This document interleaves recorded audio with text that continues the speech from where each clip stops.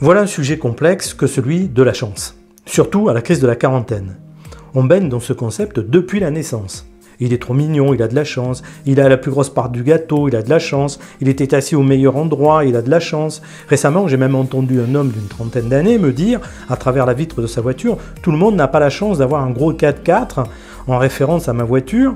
On était sur une voie étroite où j'étais prioritaire et où il m'a bloqué le passage.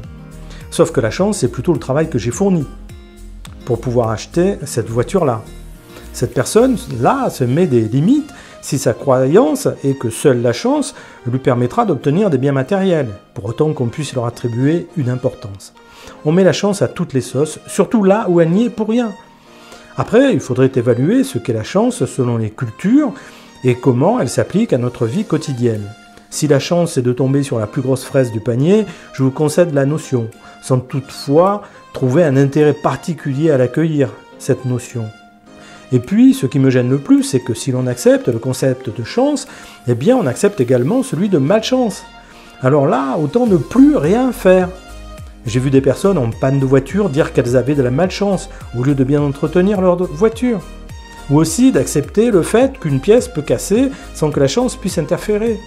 Éventuellement, un défaut de vérification chez le fabricant, je veux bien. Donc c'est une responsabilité industrielle. Et quand j'étais pilote de moto, j'en ai vu certains dire la même chose suite à une panne de leur moto, ou bien un mauvais départ qui les avait pénalisés toute la course. La réalité, c'est qu'on prépare l'outil qui nous apporte le résultat, et on admet que des conditions de course venant des autres participants peuvent impacter notre propre participation.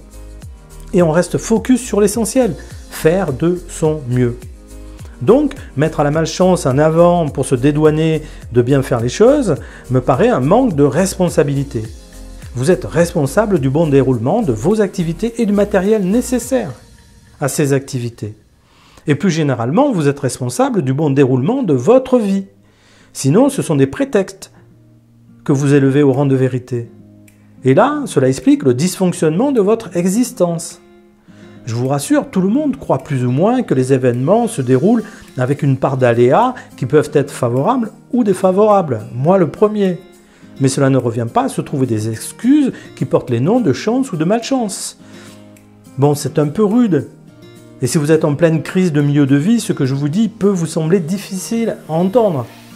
Mais un ami ne vous dit pas forcément ce que vous voulez entendre, et plutôt ce qui est bon pour vous.